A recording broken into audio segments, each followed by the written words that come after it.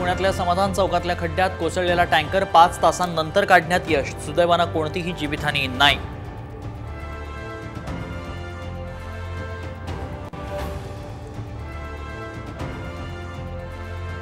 लोकसभेतील काँग्रेसच्या विजयात ठाकरे गटाचा मोठा वाटा। मवियात काँग्रेस मोठा नव्हे, लहान भाऊ संजय राऊतांनी सुनावलं तर सर्वांमुळे लोकसभेत विजय, थोरातांचा पलटवार।